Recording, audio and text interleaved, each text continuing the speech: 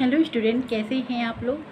तो आज का जो हमारा विषय है वो है एनकी बोस। आज हम लोग एनकी बोस के बारे में पढ़ेंगे। आप सभी को पता होगा कि जो एनकी बोस हैं वो सभ्यतात्मक जो परिप्रेक्ष्य है उसका उन्होंने यूज़ किया हुआ था। तो आज हम लोग सभ्यतात्मक परिप्रेक्ष्य के बारे में पहले जान लेते हैं कि ये होता क्या है।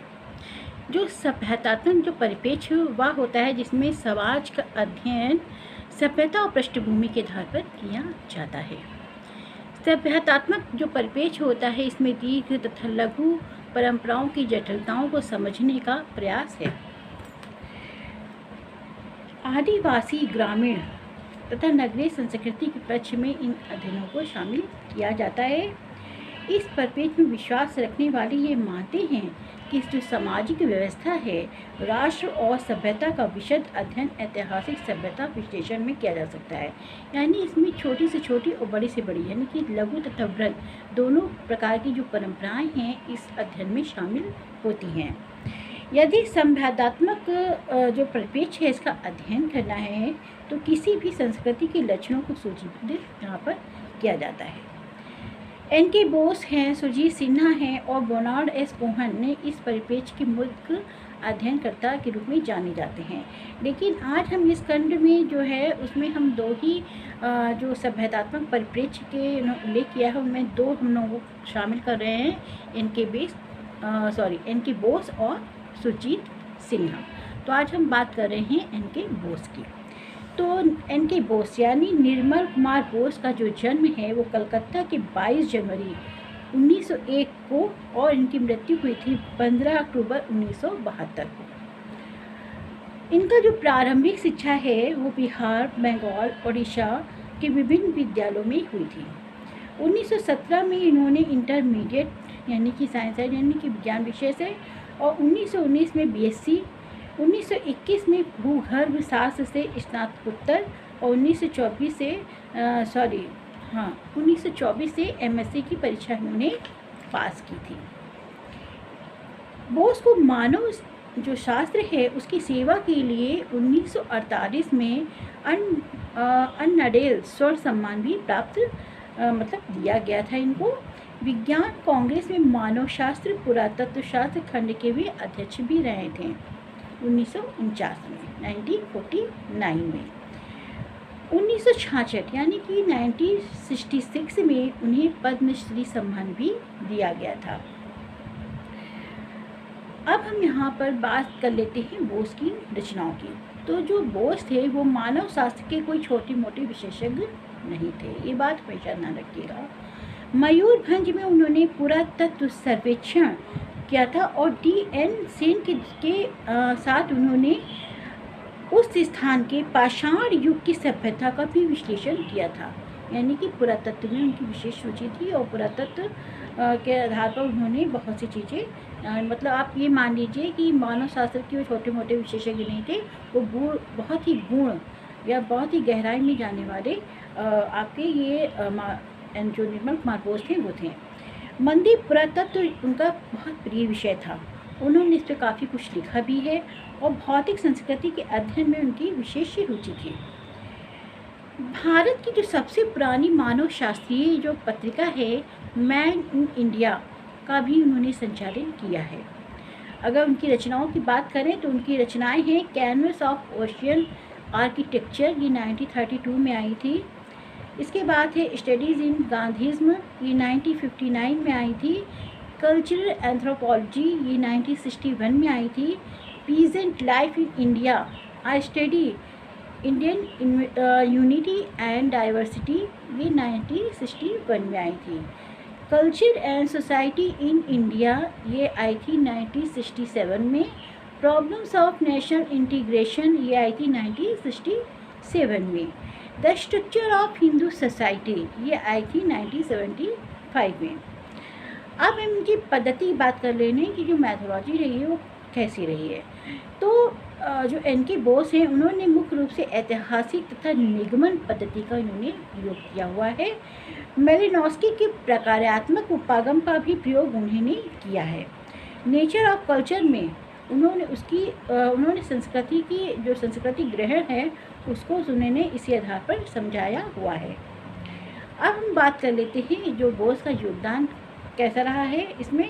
तो the structure of Hindu society में बोस ने नृजातीय शास्त्र का सहारा लिया। पुस्तक 3 भागों में है। पहला भाग नृजातीय शास्त्रीय है, जिसमें उन्होंने क्षेत्रीय काल के आधार पर भौतिक आधार की भी चर्चा की हुई है। दूसरा भाग भारत शास्त्र का है, जिसमें उन्होंने हिंदू सामाजिक संरचना और जो प्रचलन है उनका प्रयोग किया हुआ है। तीसरे भाग में सामाजिक इतिहास का उन्होंने वर्णन किया है। ये 3 आधार पर हम देख लेते हैं कि क्या उनका योगदान मुख्य रूप से रहा है।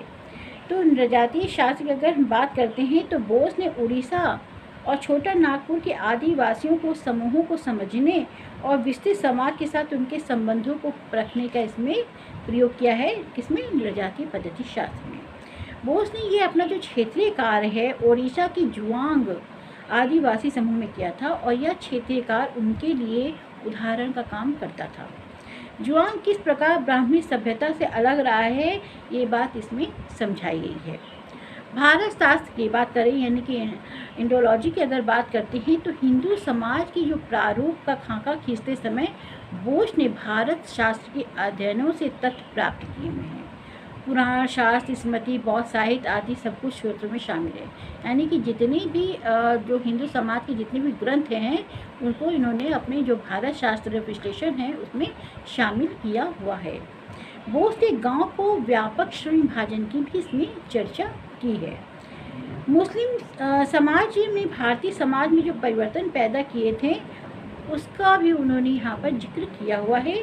बोस मानते हैं कि हिंदू सामाजिक संगठन को 2 चुनौतियों, प्राचीन काल में बौद्ध धर्म और मध्य युग में चैतन्य की भक्ति आंदोलन से मिली है।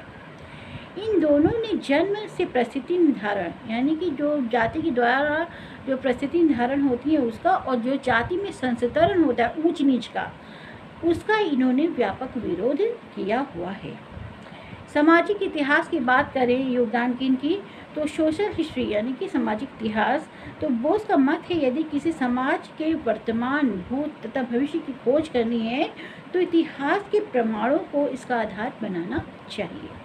ब्रिटिश शासन ने भारतीय समाज में बहुत सी व्यवस्थाओं को ढीला और परिवर्तित कर दिया है।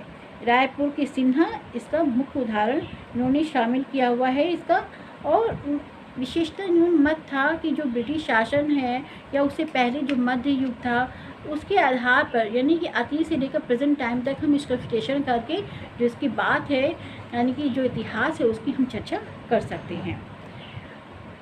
इसके अलावा जो बोस हैं उन्होंने वास्तुशास्त्र का अध्ययन, क्योंकि उनका जो रुचि थी वो आर्किटेक्चर पे विशेष रही है, तो उसकी बात हम कर लेते हैं। अपने जीवन में बोस ने जो पूरी ओडिशा है ना, उड़ीसा की जो पुरी था वहाँ पे वास्तुकला विशेषज्ञों से मिले थे, जिनका नाम राम महाराणा था। उन्होंने ही बोस को मंदिर की शिल्प से परिचित कराया था। उनका विचार था किसी सभ्यता के अध्ययन के लिए न केवल ग्रंथों के साथ ही, यानी कि जो ग्रंथ हैं उनका तो आप अध्ययन करेंगे ही, लेकिन उसके साथ ही जो शिल्प उत्पाद है उसका भी अध्ययन करना चाहिए।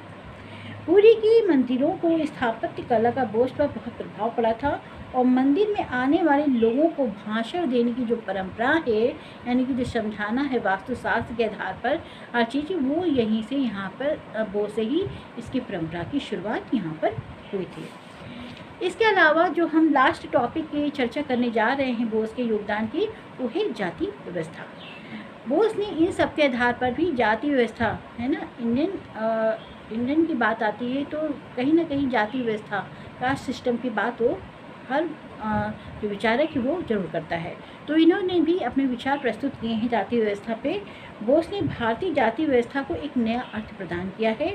बोस ने जाति व्यवस्था को स्वनियंत्रित पारस्परिक सहयोगी समूह जो सामाजिक जीवन को नियंत्रित करते थे के रूप में परिभाषित किया हुआ है।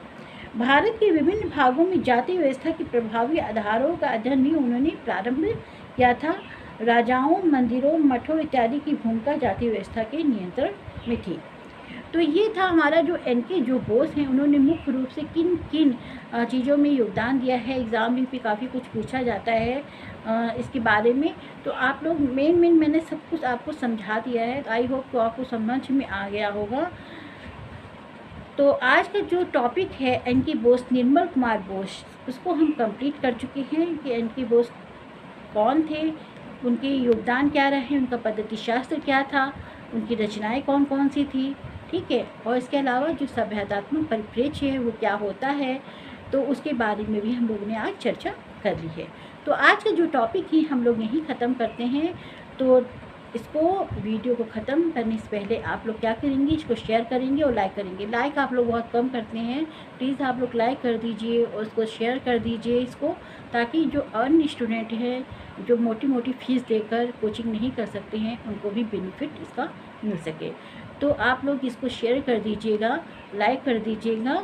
तो आज की क्लास यहीं तक रखते हैं। Thank you.